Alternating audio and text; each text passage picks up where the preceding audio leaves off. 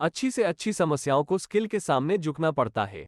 जैसे जैसे इंसान अपनी स्किल को बढ़ाता है, जीवन आसान होता जाता है क्योंकि टैलेंट हमेशा चैलेंज से बड़ी होती है। यही कारण है कि दुनिया को बदलने के बजाय यदि अपने पर्सनालिटी या स्किल को डेवलप करने के लिए समय दिया जाए तो एक्स्ट्रॉर्डिनरी रिजल्ट्स प्राप्त किए जा सकते हैं। इसका जीता जागता उदाहरण बेल्जियम के फुटबॉलर रोमेलू लुकाकू है, जो इटालियन क्लब इंटर मिलान के लिए खेलते हैं।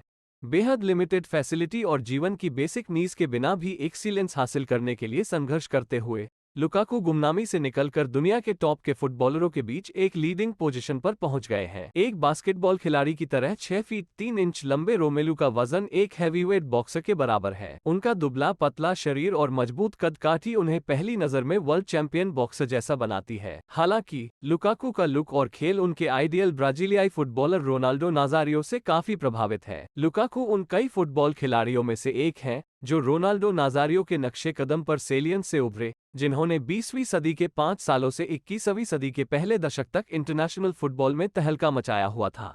साउथ अफ्रीका के ज़ेर देश, जो अभी टोगो के नाम से जाना जाता है, अफ्रीका का सबसे छोटा देश। रोजर और एडोल्फिन के लिए वहां जीवन बिताना कठिन था।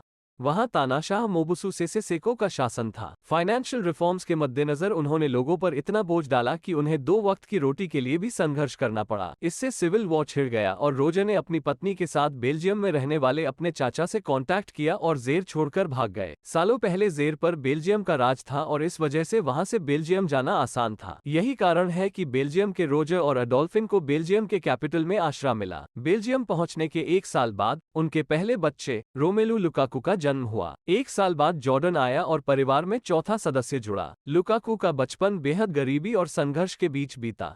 एंटवर्प में व्हाइट बच्चों के बीच लुकाकू अलग ही निकल के आता था। उन्हें कद और मजबूत कद काठी भी विरासत में मिली थी और इस वजह से उनके स्कूली जीवन के दौरान उन्हें अक्सर हर शरारत या मजाक में पहले सस्पिशियस के रूप में नाम लिया जाता था। यहाँ तक कि क्लासमेट भी उस पर रेशियल स्लर्स करते थे और उसका मजाक उड़ाने का एक भी मौका नहीं छोड़ते थे। इन सबके बीच लुकाकू ने मजबूत दिल की सीक्रेट पावर के साथ खुद को कायम रखा। ऐसी सिचुएशंस का सामना करने वाले कई बच्चे अपराध की ओर बढ़ जाते हैं, लेकिन लुकाकू ने फुटबॉल पर कंसंट्रेट किया। जिस ऊंचाई और मजबूत कद काठी के कारण क्लास और एवरीडे लाइफ में उन्हें परेशानी होती थी, वो फुटबॉल के मैदान पर उनके लिए वरदान साबित हुई और उन्होंने लोकल फुटबॉल में आउटस्टैंडिंग परफॉर्मेंस किया। चूंकि उनके पिता रोजर भी एक फुटबॉलर थे, इसलिए उन्हें कोचिंग में ज्यादा डिफिकल्टी नहीं हुई। लेकिन घर की तंग फाइनेंशियल सिचुएशन के कारण घर में 2 वक्त का खाना बनेगा या नहीं, वो भी सवाल था। तो बिजली या टीवी कहां से होगा? जब बच्चे स्कूल और फुटबॉल प्रैक्टिस में चैंपियंस लीग और फुटबॉल मैचों के बारे में डिस्कशन करते थे तो लुकाकू की आंखें चमक उठती थीं। वो स्कूल के कंप्यूटर पर मैचों की रिकॉर्डिंग भी देखा करते थे। रोनाल्डो के साथ लुकाकू के ड्रीम खिलाड़ियों में डिडियर ड्रोग्बा और निकोलस एनेल्का भी शामिल थे। एक ब्रिलियंट लेफ्ट फुट के खिलाड़ी लुकाकू को यंग एज में बेल्जियम प्रो लीग क्लब एंडेलेट द्वारा कंट्रैक्टेड किया गया था। अपने पिता की लो इनकम के कारण दूध और ब्रेड पर गुजारा करने वाले लुकाकू ने अपने पावर पैक गेम से एक के बाद एक गोल करके सनसनी मचा दी। उनके स्किल से अट्रैक्ट होकर चेल्सी ने उन्हें 18 साल की उम्र में 1.2 मिलियन यूरो का कॉन्ट्रैक्ट देने की पेशकश की, जिसे उन्होंने स्वीकार कर लिया।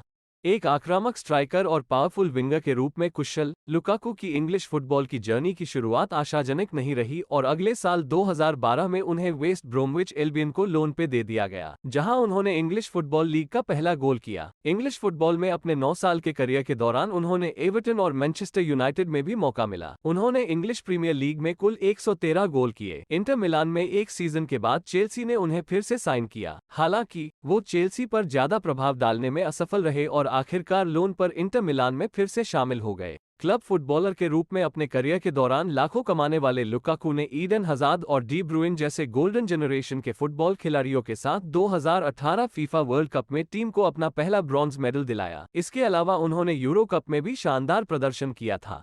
बेल्जियम के लिए 100 से ज्यादा मैच खेल चुके लुकाकू ने 72 इंटरनेशनल गोल्स करने का नेशनल रिकॉर्ड भी अपने नाम किया। बेल्जियम के इतिहास में greatest of all time scorer होने का रिकॉर्ड रखने वाले लुकाकू का अनोखा गोल सेलिब्रेशन भी बेहद पॉपुलर हो गया है। कई यंग प्लेयर भी गोल करने के बाद हाथ उठाकर आसमान की ओर देखने के उनके रवैये की नकल करते हैं। इस अनूठे गोल सेलिब्रेशन के रहस्य से पर्दा उठाते हुए उन्होंने कहा, मैं अपना हर गोल अपने नाना को समर्पित करता हूँ, जो मेरे सबसे पहले फैन थे। हालांकि जब मैं 12 वर्ष का था तब उन्होंने इस दुनिया को छोड़ दिया। उन्होंने मुझसे वादा लिया कि हमेशा अपनी मां का ख्याल रखना। यही कारण है कि गोल करने के बाद मुझे अपने नाना की याद आती है। अतीत को याद करते हुए लुकाकू आज भी भावुक है और उन्होंने नस्लीय अपमान के खिलाफ आंदोलन करने का फैसला किया है। यूरोपियन फुटबॉल में खास तौर से काले खिलाड़ियों को कुछ राउडी फैंस द्वारा निशाना बनाया जाता है और फेडरेशन ऐसे लोगों के खिलाफ कोई एक्शन नहीं लेती और उन्हें बढ़ावा देती है। एक ही जीवनकाल में गरीबी की अंधेरी गलियों से दौलत और शोहरत की ऊंचाइयों तक का सफर तय करने वाले लुकाकू का जीवन किसी इंस्पिरेशन से कम नहीं है।